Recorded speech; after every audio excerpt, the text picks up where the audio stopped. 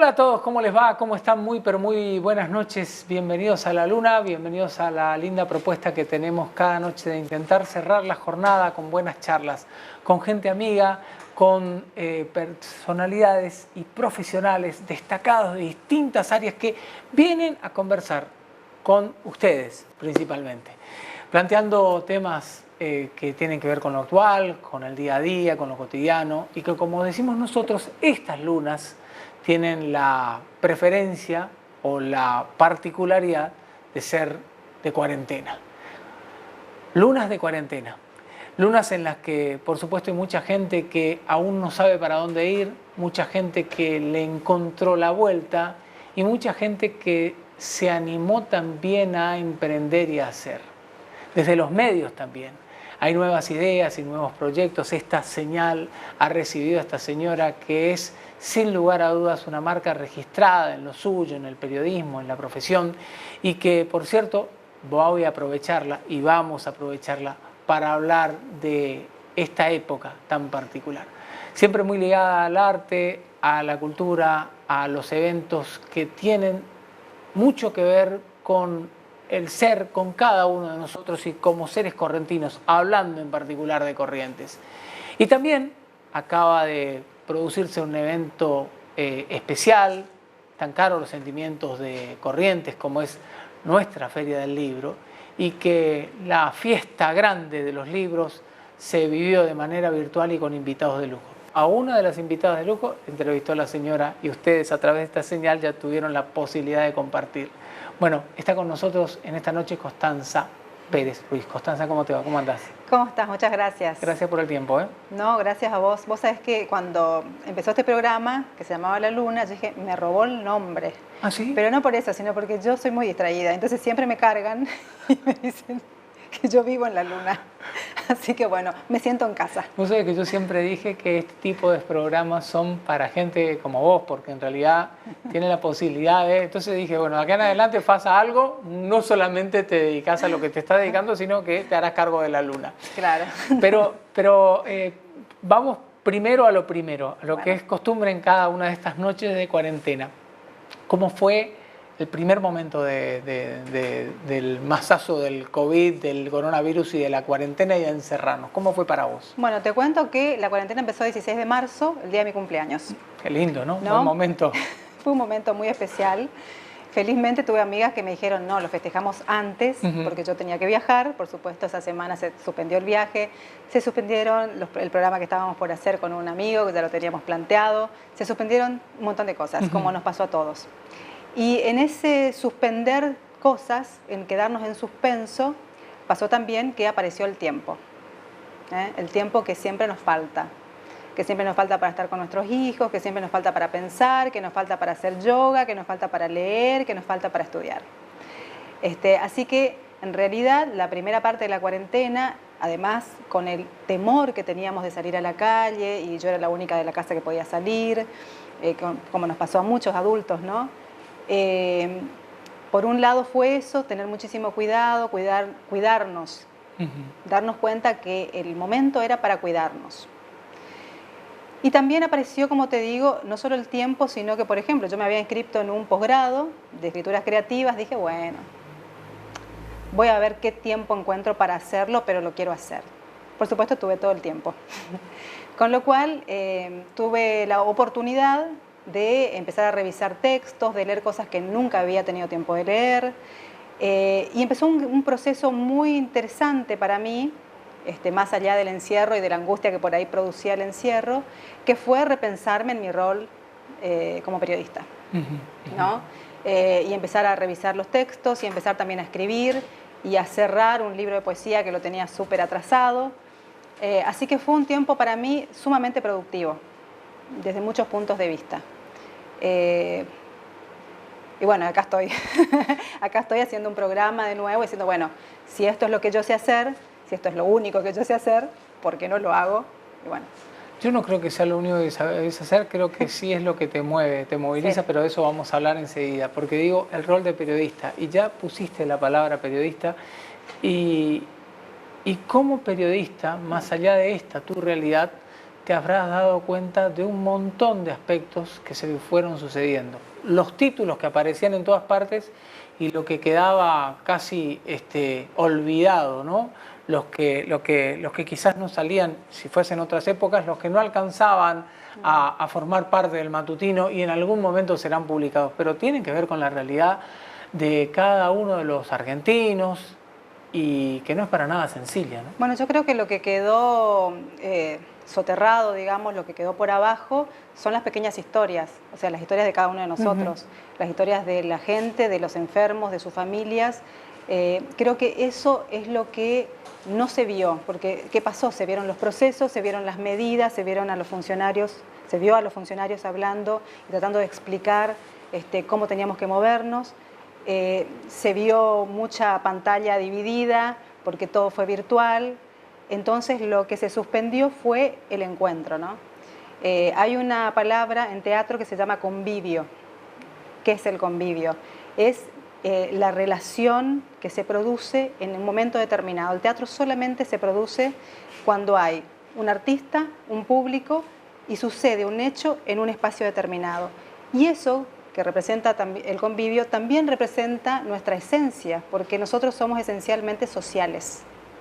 Y eso es lo que quedó suspendido también, ¿no? Entonces, esa parte tan importante nuestra, que es sentarte con un amigo, con tu familia, con alguien a conversar, cruzarte en la calle, se vio por un momento suspendida.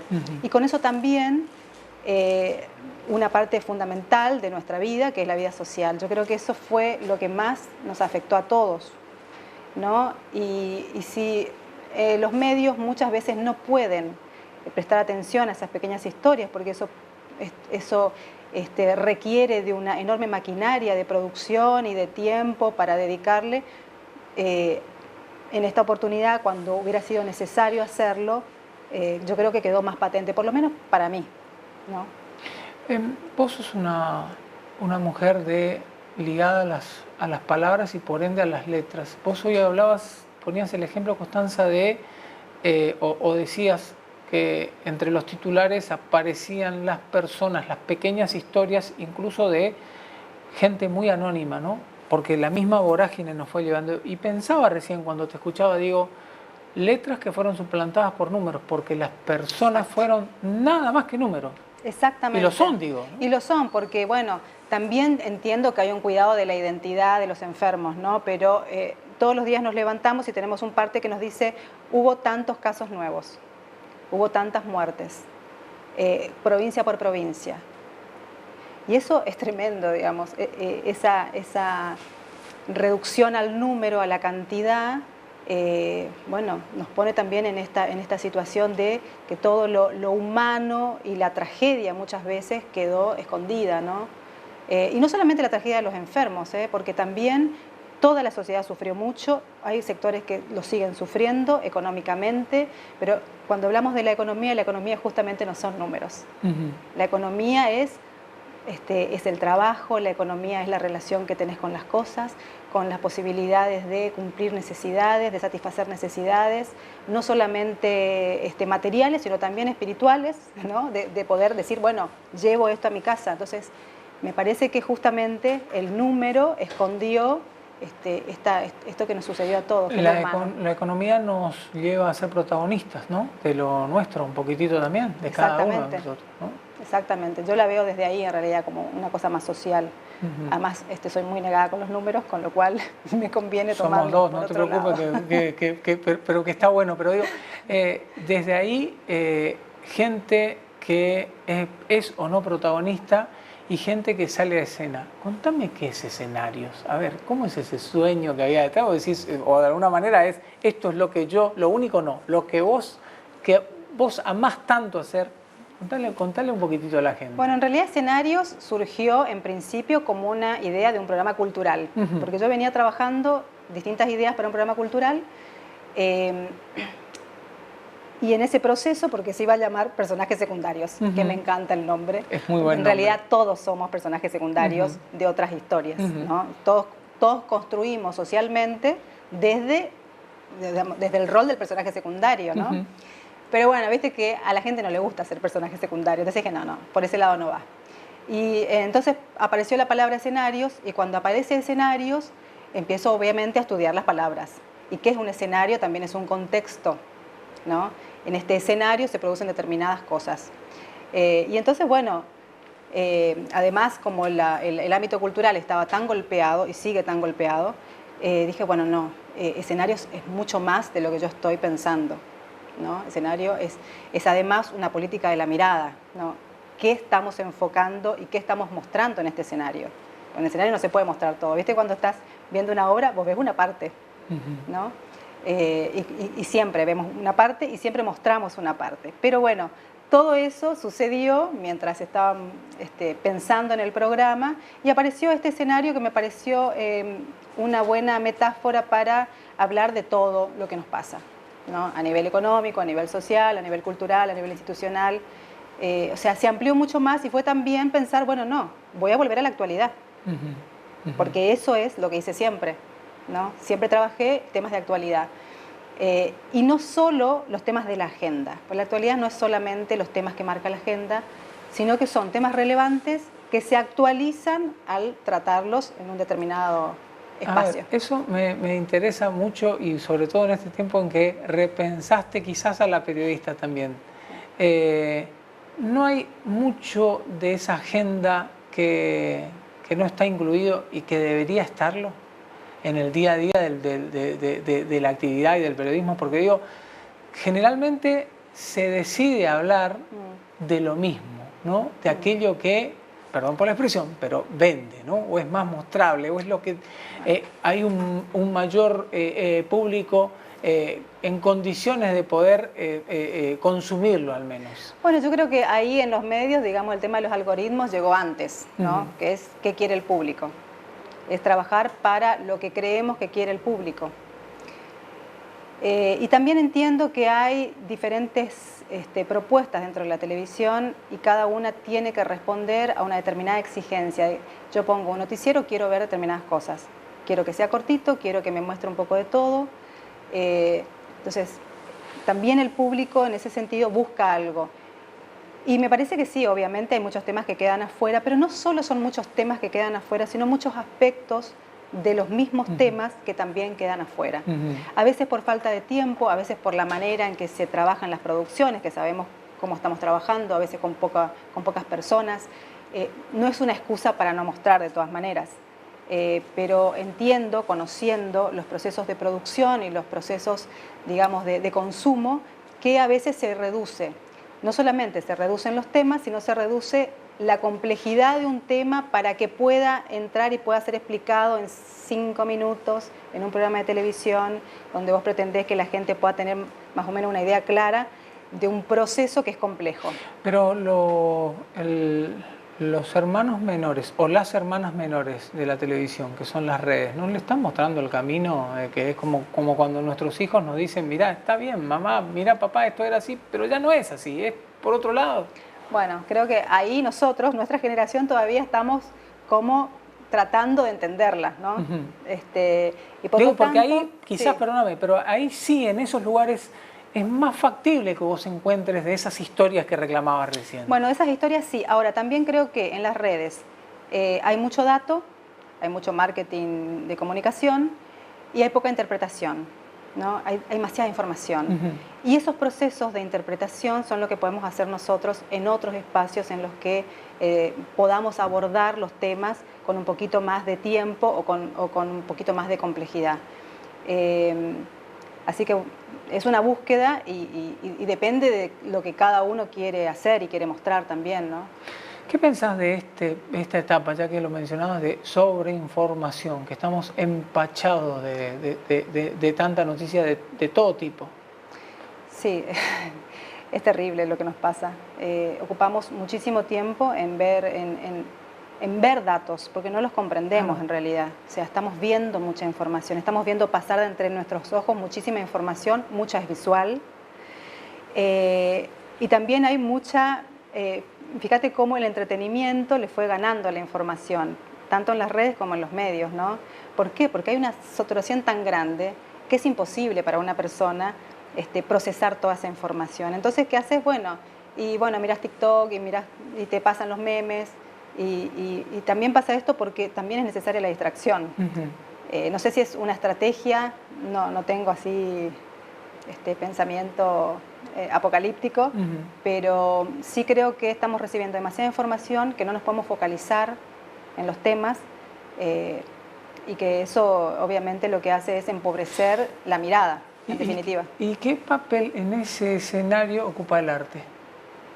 Porque digo, entre tanto me parece que es el que puede guiarnos hacia otro punto, puede verdaderamente en esa obra decir, bueno, mirá, la verdad es que pasaba por este sitio y no solamente por vender pochoclos y buenas bebidas. Me parece que el arte, los artistas hoy detenidos porque no pueden levantar cabeza, en ese aspecto digo detenidos, ¿no? Frenados en sus actividades en la gran mayoría de los casos, han mostrado lo suyo y lo han expuesto de una forma totalmente diferente. Vos sabés que ahí, hablando de eso y del ruido de la información, el arte, digamos, lo veo como una metáfora del silencio, ¿no?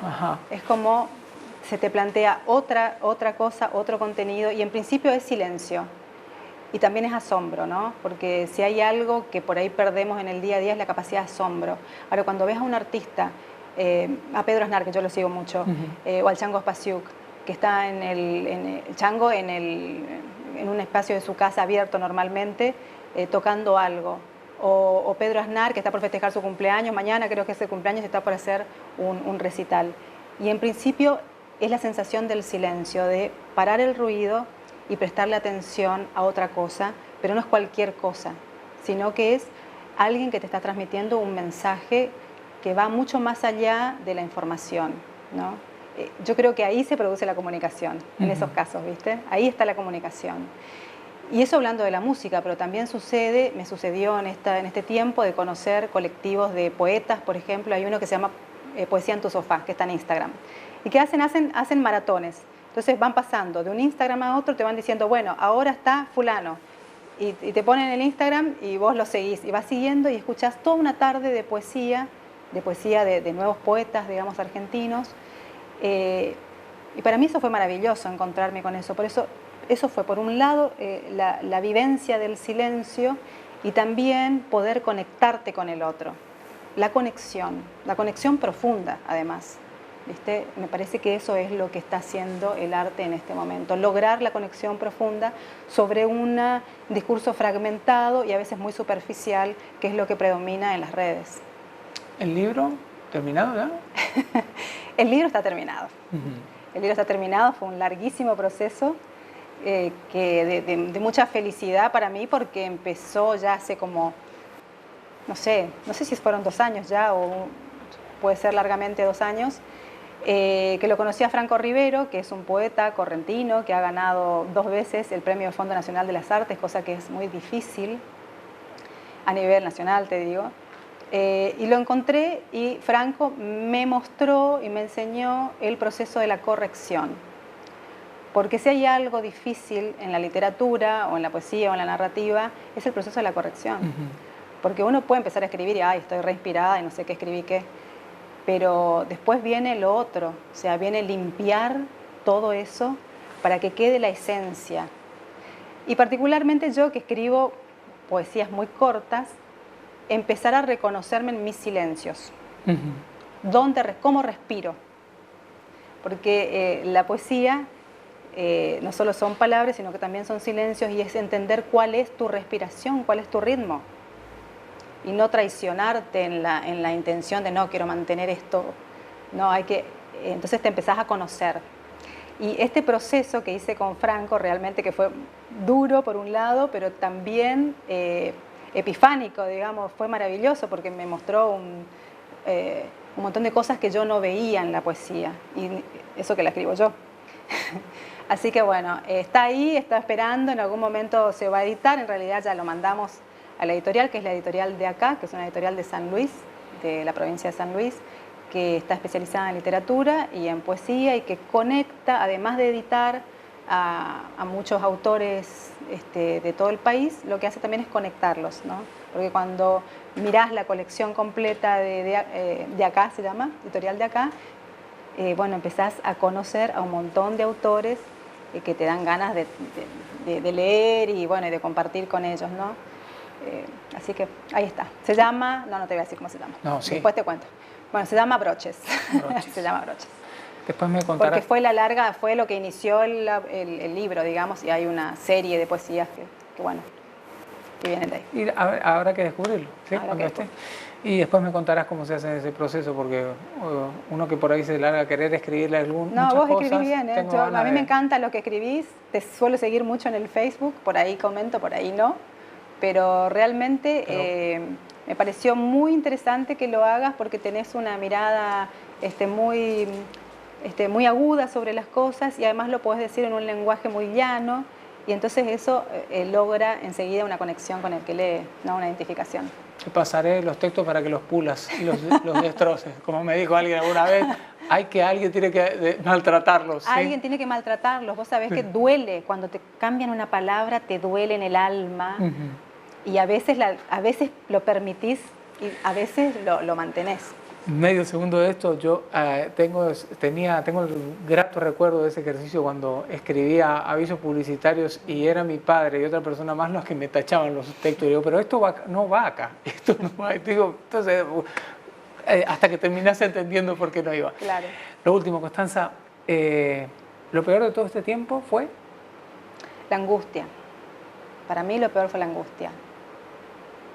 De no saber qué pasaba mañana, de no saber si íbamos a poder salir, de que no se enferme un familiar, mi mamá, mi hija, eso. ¿Lo más lindo? Conocerme más y entender cuál es mi lugar. Gracias por esta noche. Gracias a vos. Que la pasen muy bien. Chao, hasta la próxima.